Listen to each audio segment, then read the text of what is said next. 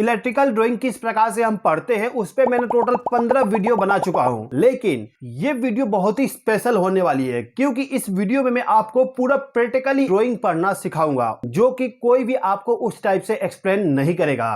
तो चलिए वीडियो को स्टार्ट करते हैं। तो जैसे कि आप देख सकते हो यहाँ पे मेरे पास में दो ड्राइंग है। ओके, ये वाला जो ड्राइंग है ये पावर वायरिंग है और ये कंट्रोल वायरिंग है। तो देखिएगा ये जो सर्किट डायग्राम है, इस सर्किट डायग्राम को दो मोटर के लिए बनाया गया है। जैसे कि आप देख सकते हो यहाँ पे लिखा हुआ है M1 और यहाँ पे M2, यानी कि हमारे पास में दो मोटर है। ओके, अब ये जो दोनों मोटर है, इन दोनों मोटर में से मोटर नंबर 1 को सबसे पहले चालू किया जाता है, उसके बाद मोटर नंबर 2 ऑटोमेटिकली कुछ समय के बाद ऑन हो जाएगा। किस प्रकार से मोटर नंबर 2 ऑटोमेटिकली ऑन होगा जब मैं कंट्रोल वायरिंग एक्सप्लेन करूंगा तो आप समझ जाओगे। ओके, अभी यहाँ पे आप देखिए कि ये जो दोनों मोटर है, इन दोनों मोटर को पावर सप्लाई प्रोवाइड करने के लिए यहाँ पे पावर वायरिंग बनाया गया है। तो सबसे पहले आप पावर वायरिंग को समझ लीजिए। पावर वायरिंग में आप देख सकते हो यहाँ पे RYB न्यूट्रल, यानी कि 3 फेज का पावर सप्लाई है और न्यूट्रल पावर सप्लाई है। अब इन पावर सप्लाई को ले जाके जो हमारा मोटर होता है उस मोटर को पावर सप्लाई दिया जाएगा, लेकिन इसके पहले आप देख सकते हो यहाँ पर एक फ्यूज लगाया गया है। ये जो सिंबल आप देख रहे हो ये फ्यूज का सिंबल है। ओके, तो तीनों फेज सप्लाई और न्यूट्रल सप्लाई को ले जाके फ्यूज के साथ कनेक्ट किया गया है सबसे पहले। अब इससे जो पावर सप्लाई जाएगा, आप देख सकते हो पावर सप्लाई चला गया हमारे कॉन्टेक्टर के लिए। यहाँ पे लिखा हुआ है M1। M1 का मतलब ये है कि जो हमारा पहला मोटर है उस मोटर को चालू करने के लिए जो कॉन्टेक्टर है उसका नाम M1 है।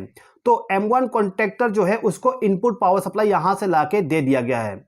उसके बाद इससे जो पावर सप्लाई जा रहा है वो जा रहा है ओवरलोड रिले के लिए, यानी कि दोस्तों जो हमारा 3 फेज का पावर सप्लाई है उसको ले जाके सबसे पहले फ्यूज में कनेक्ट किया गया है। तो जैसे कि आप देख सकते हो ये हमारे पास में एक फ्यूज है।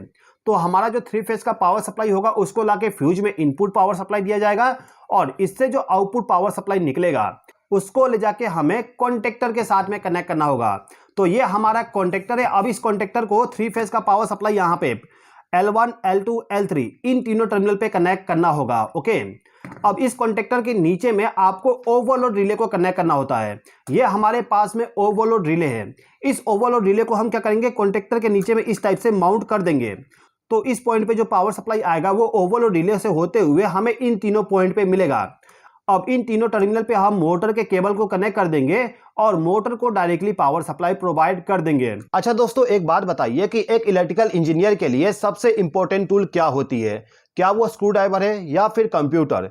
नहीं दोस्तों, ये दोनों नहीं है। एक इलेक्ट्रिकल इंजीनियर के लिए सबसे इंपॉर्टेंट टूल उसका स्किल सेट होती है। इसी बात को ध्यान में रखते हुए अनअकैडमी की तरफ से सभी इलेक्ट्रिकल एंड इलेक्ट्रॉनिक्स इंजीनियर के लिए इस वीक मल्टीपल इवेंट रखा गया है, जिसमें इलेक्ट्रिकल इंजीनियर को इलेक्ट्रिक व्हीकल पे वर्कशॉप दिया जाएगा। इस वर्कशॉप में आपको यह बताया जाएगा कि इलेक्ट्रिक व्हीकल का फ्यूचर क्या है, कौन से टाइप के बैटरी यूज किया जाता है, चार्जिंग डिस्चार्जिंग, इसी टाइप से और भी बहुत सारे टॉपिक है जिसके बारे में आपको इंफॉर्मेशन प्रोवाइड किया जाएगा। और जो इलेक्ट्रिकल एंड इलेक्ट्रॉनिक्स इंजीनियर है उनके लिए कॉन्क्लेव 1.0 इवेंट रखा गया है, जहां पे आपको ESP32 से होम अप्लायंसेस किस प्रकार से कंट्रोल करते हैं उसके बारे में बताया जाएगा। साथ ही साथ में इन सभी वर्कशॉप का आपको सर्टिफिकेट भी प्रोवाइड किया जाएगा। तो इससे अच्छा मौका नहीं मिलेगा कुछ नया सीखने को। तो डिस्क्रिप्शन में दिए गए लिंक पे क्लिक करके खुद को रजिस्टर कर लीजिए इवेंट के लिए, क्योंकि इवेंट का सीट बहुत ही लिमिटेड है। चलिए आगे बढ़ते हैं। अब जो हमारा सेकंड मोटर है उस मोटर का नाम दिया गया है M2 और M2 के लिए यहाँ पे कॉन्टेक्टर और ओवरलोड रिले का इस्तेमाल किया गया है। अब इनको भी पावर सप्लाई देने के लिए जो कॉन्टेक्टर है उसी कॉन्टेक्टर के ऊपर से वायर को लूप किया गया है। जैसे कि आप देख सकते हो यहाँ पे R फेज से एक वायर को लूप करके इस कॉन्टेक्टर को पावर सप्लाई दिया गया है, Y फेज से भी और B फेज से भी, यानी कि तीनों फेज का पावर सप्लाई कॉन्टेक्टर को प्रोवाइड किया गया है। ओके, अब इसके बाद आप देख सकते हो यहाँ पे एक डिवाइस लगाया गया है जिसमें लिखा हुआ है V और A।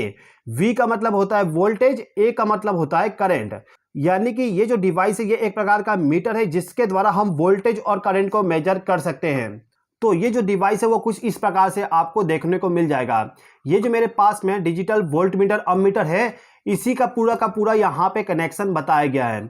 यहाँ पे हमें वोल्टेज शो हो जाएगा, यहाँ पे करंट। अब इस मीटर के द्वारा जो करंट मेजर किया जाएगा उस करंट को मेजर करने के लिए हमें CT का इस्तेमाल करना पड़ता है। इस टाइप का आपको CT इस्तेमाल करना पड़ेगा। तो आप देख सकते हो यहाँ पे सीटी भी लगाया गया है जिसका कनेक्शन मीटर के साथ में किया गया है। अब ये जो डिजिटल मीटर है, इस डिजिटल मीटर के डिस्प्ले को ऑन करके रखने के लिए हमें इसको पावर सप्लाई प्रोवाइड करना पड़ेगा। आपका जो डिजिटल मीटर है इसमें आप देख सकते हो यहाँ पे L और N लिखा हुआ है, यानी कि आपको फेज सप्लाई और न्यूट्रल सप्लाई प्रोवाइड करना पड़ेगा इसके डिस्प्ले को ऑन रखने के लिए। तो आप देख सकते हो यहाँ पे आर फेज का जो पावर सप्लाई आया है इसको ले जाके मीटर के साथ कनेक्ट किया गया है और न्यूट्रल पावर सप्लाई को भी ले जाके मीटर के साथ कनेक्ट किया गया है। इसके बाद आप देख सकते हो यहाँ पे दो और वायर कनेक्ट किया गया है, आर फेज के साथ और वाई फेज के साथ, यानी कि इस मीटर के द्वारा वोल्टेज को मेजर करने के लिए दो वायर को कनेक्ट किया गया है। यानी कि आप यहां पे देख सकते हो आर फेज का और वाई फेज का, इन दोनों के बीच में वोल्टेज क्या होगा उसका ही मेजरमेंट हमारा ये मीटर कर पाएगा। बी फेज में कोई भी वायर कनेक्ट नहीं किया गया, यानी कि बी फेज का वोल्टेज ये मेजर नहीं करने वाला। ओके, अब इसके बाद यदि आप देखोगे तो यहां पे आपको मिल जाएगा SPP। SPP का फुल फॉर्म होता है सिंगल फेज प्रिवेंटर। तो ये जो सिंगल फेज प्रिवेंटर है वो प्रिवेंटर हमारा कुछ इस टाइप से दिखता है। ये जो डिवाइस है ये डिवाइस हमें over voltage, under voltage, phase loss, phase sequence, इस टाइप का जो भी वोल्टेज से रिलेटेड प्रॉब्लम आती है उन सभी प्रॉब्लम से आपको प्रोटेक्शन प्रोवाइड करता है। इसमें आपको सिंपली क्या करना होता है कि ये जो तीन टर्मिनल है L1, L2, L3, इस पे आपको थ्री फेज का पावर सप्लाई लाके कनेक्ट करना होगा। अब यहाँ पे जो थ्री फेज का पावर सप्लाई आप प्रोवाइड करोगे उसका ये वोल्टेज का मेजरमेंट करेगा और उस मेजरमेंट में यदि किसी भी प्रकार का प्रॉब्लम आता है तो इसका जो ऑक्सिलरी कॉन्टैक्ट है उस कॉन्टैक्ट को चेंज कर देगा। ये जो मेरे पास में सर्किट डायग्राम है, इस सर्किट डायग्राम में जितने भी डिवाइस इस्तेमाल किया गया है उन सभी डिवाइस का वीडियो मैंने ऑलरेडी बना दिया हूं, जैसे कि वोल्ट मीटर, अमीटर का, सिंगल फेज प्रिवेंटर का, टाइमर का और सेलेक्टर स्विच, इस टाइप से छोटे मोटे डिवाइस जो है उन सभी का वीडियो मैंने ऑलरेडी बना दिया हूं। तो उन सभी वीडियो का लिंक मैं डिस्क्रिप्शन में प्रोवाइड कर दूंगा। इस वीडियो को देखने के बाद उन सभी वीडियो को एक एक करके देख लीजिएगा, जिससे कि आपको हर एक डिवाइस का वर्किंग, वायरिंग और कॉन्सेप्ट पूरा अच्छे तरीके से समझ में आ जाए। ओके, अब इस प्रिवेंटर के द्वारा किस प्रकार से मोटर को प्रोटेक्ट किया जाता है उसको आप कंट्रोल वायरिंग में समझोगे। ओके, तो जब भी आप कभी कंट्रोल वायरिंग को पढ़ने जाओ तो सबसे पहले आप ये देखिए कि कंट्रोल वायरिंग कितने वोल्टेज पे किया गया है। तो जैसे कि आप देख सकते हो यहाँ पे लिखा हुआ है कंट्रोल सप्लाई 230 वोल्ट AC, यानी कि सिंगल फेज का AC पावर सप्लाई इस्तेमाल किया गया पूरा का पूरा कंट्रोलिंग करने के लिए। अब यहाँ पे जो न्यूट्रल पावर सप्लाई है, इस न्यूट्रल पावर सप्लाई को डायरेक्टली प्रोवाइड किया गया है हमारे इन डिवाइस को। यहाँ पे लाइन बना नहीं हुआ है तो मैं आपके लिए बना देता हूँ। ये जो न्यूट्रल पावर सप्लाई है, न्यूट्रल पावर सप्लाई हमारा चला जाएगा और ये जो तीनों के तीनों हैं इनको न्यूट्रल पावर सप्लाई प्रोवाइड किया जाएगा। ओके, इसके बाद आप देख सकते हो यहाँ पे दो छोटी छोटी डिवाइस लगाया गया है। ये डिवाइस क्या है समझिए। देखिए, ये जो आप सिंबल देख रहे हो ये सिंबल हमारा ओवरलोड रिले का NC कॉन्टैक्ट का है, यानी कि जो पावर वायरिंग में ओवरलोड रिले इस्तेमाल किया गया था, इन ओवरलोड रिले का जो NC कॉन्टैक्ट होता है उस NC कॉन्टैक्ट का इस्तेमाल यहाँ पे किया गया है। NC कॉन्टैक्ट इस्तेमाल इसलिए करते हैं क्योंकि यदि NC कॉन्टैक्ट हमारा ओपन हो जाए तो उस कंडीशन में इसका जो कंट्रोलिंग है वो कंट्रोलिंग ब्रेक हो जाए और जो हमारा कॉन्टैक्टर है कॉन्टैक्टर ऑफ हो जाएंगे। ये जो आप सिंबल देख रहे हो ये कॉन्टैक्टर का नहीं है, यहाँ पे सिंबल मोटर का बनाया गया, लेकिन ये कॉन्टैक्टर के लिए इस्तेमाल किया गया है। ओके, तो इसको आप कॉन्टैक्टर ही समझ के चलिएगा। तो यहाँ पे जो कॉन्टैक्टर है, इस कॉन्टैक्टर के न्यूट्रल पावर सप्लाई में ओवरलोड रिले का NC कॉन्टैक्ट इस्तेमाल किया गया है, यानी कि ये जो दोनों मोटर है इन दोनों मोटर के द्वारा यदि ज्यादा करंट लिया जाएगा तो उस कंडीशन में ओवरलोड रिले इस NC कॉन्टैक्ट को ओपन कर देगा, यानी कि यहां से न्यूट्रल पावर सप्लाई को आगे फ्लो नहीं होने देगा, जिस कारण से हमारा जो मोटर है मोटर हमारा बंद हो जाएगा। ओके, तो ओवरलोड का इस्तेमाल यहाँ पे किया गया है। अब कंट्रोल वायरिंग के लिए जो फेज सप्लाई इस्तेमाल किया जाएगा उस फेज सप्लाई को सबसे पहले ले जाके फ्यूज में कनेक्ट करना होता है। आपको यहाँ पे फ्यूज का इस्तेमाल इसलिए करना होता है क्योंकि आपका जो फ्यूज होगा वो फ्यूज आपके कंट्रोल वायरिंग के लिए प्रोटेक्शन प्रोवाइड करेगा। तो फ्यूज से पावर सप्लाई गया है टॉगल स्विच में, तो ये जो टॉगल स्विच है इस टॉगल स्विच को यदि हम ऑन कर देंगे तो उस कंडीशन में ही कंट्रोल पावर सप्लाई आगे फ्लो होगा। इसके बाद आप देखोगे टॉगल स्विच से जो पावर सप्लाई जा रहा है वो जा रहा है SPP, जैसे कि मैंने आपको SPP का फुल फॉर्म बताया था, सिंगल फेज प्रिवेंटर, यानी कि ये जो हमारा सिंगल फेज प्रिवेंटर है इस प्रिवेंटर का जो NC कॉन्टैक्ट है उस NC कॉन्टैक्ट का इस्तेमाल यहाँ पे किया गया है।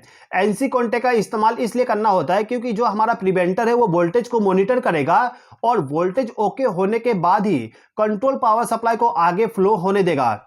यदि सिंगल फेज प्रिवेंटर का एनसी कॉन्टैक्ट ओपन कंडीशन में है तो आगे कंट्रोल पावर सप्लाई फ्लो नहीं हो पाएगा, और आगे कंट्रोल पावर सप्लाई फ्लो नहीं होगा तो उस कंडीशन में आप मोटर को चालू नहीं कर पाओगे। अब सिंगल फेज प्रिवेंटर से जो पावर सप्लाई जा रहा है वो जा रहा है स्टॉप पुश बटन के लिए, यानी कि ये जो दोनों मोटर है इन दोनों मोटर को बंद करने के लिए केवल एक स्टॉप पुश बटन का इस्तेमाल किया गया है। अब इस स्टॉप पुश बटन से जो पावर सप्लाई जा रहा है वो जा रहा है सेलेक्टर स्विच में। ये जो आप सिंबल देख रहे हैं ये सिंबल हमारा सेलेक्टर स्विच का है, यानी कि आपके पास में इस टाइप का एक सेलेक्टर स्विच होगा जिसमें आप power supply stop push button के द्वारा प्रोवाइड करोगे। अब इस सेलेक्टर स्विच में आपको टोटल 3 पोजीशन मिलेगा, 0, 1, 2। 0 का मतलब ऑफ होता है, 1 का मतलब कि पोजीशन नंबर 1 और 2 का मतलब होता है कि पोजीशन नंबर 2। यदि आप पोजीशन नंबर 1 पे सेलेक्ट करोगे तो आपका पावर सप्लाई एक तरफ फ्लो होगा, और यदि आप पोजीशन नंबर 2 सेलेक्ट करोगे तो दूसरी तरफ पावर सप्लाई फ्लो होगा। ओके, तो ये जो सेलेक्टर स्विच है इस सेलेक्टर स्विच में लिखा गया है ऑटो मैनुअल, यानी कि इस सेलेक्टर स्विच का इस्तेमाल ऑटो और मैनुअल में मोटर को रन करवाने के लिए इस्तेमाल किया गया है। अब यदि आप सेलेक्टर स्विच को ऑटो पोजीशन पे सेलेक्ट करते हो, मान लेते हैं कि 1 नंबर पोजीशन हमारा ऑटो के लिए और 2 नंबर मैनुअल के लिए, तो यदि हम इस सेलेक्टर स्विच को रोटेट करके 1 नंबर पोजीशन सेलेक्ट करते हैं तो उस कंडीशन में कंट्रोल पावर सप्लाई इधर फ्लो होगा, और यदि आप इसको 2 नंबर पे सेलेक्ट करोगे तो इस कंडीशन में कंट्रोल पावर सप्लाई इस तरफ फ्लो होगा। आप देख सकते हो यहाँ पे 2 अलग अलग सर्किट बनाया गया है, एक ऑटो के लिए और एक मैनुअल के लिए, यानी कि ये जो हमारा दोनों मोटर है इन दोनों मोटर को रन करवाने के लिए हम ऑटो में भी रन करवा सकते हैं और मैनुअली भी रन करवा सकते हैं। तो इस सेलेक्टर स्विच का जो मैनुअल वाला टर्मिनल है उस टर्मिनल के आउटपुट टर्मिनल से जो पावर सप्लाई जा रहा है वो चला जा रहा है दूसरे सेलेक्टर स्विच के लिए, यानी कि इस सर्किट डायग्राम में टोटल 2 सेलेक्टर स्विच का इस्तेमाल किया गया है। ये सेलेक्टर स्विच हमारा हो गया ऑटो मैनुअल के लिए, और दूसरा हो जाएगा ये वाला मोटर को सेलेक्ट करने के लिए, यानी कि कौन से मोटर को आपको चालू करना है सबसे पहले उसका आप सिलेक्शन इसके द्वारा कर सकते हो। ओके, अब इस सेलेक्टर स्विच में जो 1 नंबर का पोजीशन है उससे एक वायर को ले जाके स्टार्ट पुश बटन को पावर सप्लाई दिया गया है, और वहां से पावर सप्लाई चला गया है सीधे ही मोटर नंबर 1 के लिए। तो मोटर नंबर 1 जो है हमारा वो कॉन्टेक्टर के द्वारा चालू होगा, और कॉन्टेक्टर का जो एनो कॉन्टैक्ट है आप देख सकते हो यहाँ पे M1 लिखा हुआ है और ये हमारा M1 है। तो इस कॉन्टेक्टर का एनो कॉन्टैक्ट यहाँ पे इस्तेमाल किया गया होल्डिंग के लिए, यानी कि आप यदि केवल एक बार पुश बटन को प्रेस कर दो तो आपका कॉन्टेक्टर ऑन हो जाएगा, और कॉन्टेक्टर को होल्ड करके रखने के लिए एनो कॉन्टैक्ट का इस्तेमाल किया गया है, और इस एनो कॉन्टैक्ट को स्टार्ट पुश बटन के पैरेलल में कनेक्ट कर दिया गया है। ओके, तो इतना चीजें आपको समझ में आ गया होगा। अब यहाँ पे जो 2 नंबर का पोजीशन है इस पोजीशन से एक वायर को लाके दूसरे पुश बटन में पावर सप्लाई दिया गया है। आप देख सकते हो यहाँ पे लिखा हुआ है ऑन, और यहाँ पे E3, यानी कि ये तीसरा नंबर का स्विच है। आप देख सकते हो यहाँ पे एक स्विच है, यहाँ पर एक स्विच है और एक यहाँ पे स्विच है। कुल मिला के 3 पुश बटन का इस्तेमाल किया गया है इन दोनों मोटर को चालू करने के लिए। अभी के टाइम पे E2 जो स्विच है उसके द्वारा हम मोटर नंबर 1 को चालू करेंगे, और E3 जो स्विच है इसके द्वारा हम मोटर नंबर 2 को चालू करेंगे। इस कॉन्टेक्टर को चालू करने के लिए एक पुश बटन लगाया गया है और इसके पैरेलल में एनो कॉन्टैक्ट लगाया गया उसी कॉन्टेक्टर का। तो DOL स्टार्टर ये हमारा हो गया। ओके, अच्छा यहाँ पे आप एक चीज देखिएगा कि यहाँ पे एक वायर आया और यहाँ पे वायर गया है।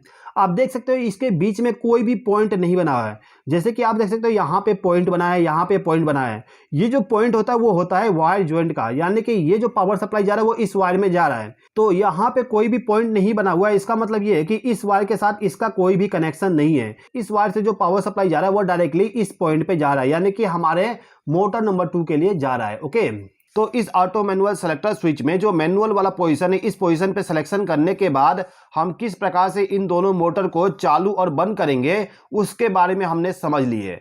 अब हम यहाँ पे ऑटो पोजीशन को समझ लेते हैं। देखिए, यदि आप इस सेलेक्टर स्विच को ऑटो पोजीशन पे सेलेक्ट करोगे तो पावर सप्लाई जो हमारा इधर की तरफ से आ रहा है वो चला जाएगा इस साइड, और यहाँ पे आप देख सकते हो एक पुश बटन को कनेक्ट किया गया है। ये पुश बटन हमारा E1 है, यानी कि जो पुश बटन इस्तेमाल किया जाएगा उसका नाम E1 है। ओके, अब यदि इस पुश बटन को यदि हम प्रेस करेंगे तो पावर सप्लाई आगे जाएगा, और यहाँ पे आप देख सकते हो एक स्विच लगाया गया है। कौन सा स्विच है इसको पता करने के लिए आप देख सकते हो यहाँ पे नाम लिखा हुआ है SS1, यानी कि ये जो हमारा सेलेक्टर स्विच है इसी सेलेक्टर स्विच का एनो कॉन्टैक्ट और इस्तेमाल किया गया है। एक बार इसको समझिए। देखिए ये जो मेरे पास में सेलेक्टर स्विच है, इस सेलेक्टर स्विच में आप देख सकते हो 3 अलग अलग कॉन्टैक्ट है, यानी कि इसमें 3 NO है, 3 NC है, 3 कॉमन है। तो यहाँ पे जो हमारा एक NO NC था उसका इस्तेमाल ऑटो मैनुअल के लिए कर दिया गया। इसके बाद इसी सेलेक्टर स्विच का जो दूसरा NO है उसका इस्तेमाल एक यहाँ पे किया गया है और तीसरे NO का इस्तेमाल यहाँ पे किया गया है, यानी कि इस सेलेक्टर स्विच का जो तीनों NO है उसका इस्तेमाल कर लिया गया है। ओके, तो ये जो NO कॉन्टैक्ट है, ये NO कॉन्टैक्ट हमारा NC में तब कनेक्ट होगा जब आप इस सेलेक्टर स्विच को ऑटो पोजीशन पे सेलेक्ट करोगे, यानी कि इसको जैसे ही आप ऑटो पोजीशन पे सेलेक्ट करोगे ये NO से NC में कन्वर्ट हो जाएगा। यानी कि आप यदि स्टार्ट पुश बटन को प्रेस करोगे तो पावर सप्लाई यहां से फ्लो होते हुए मोटर को चालू कर देगा।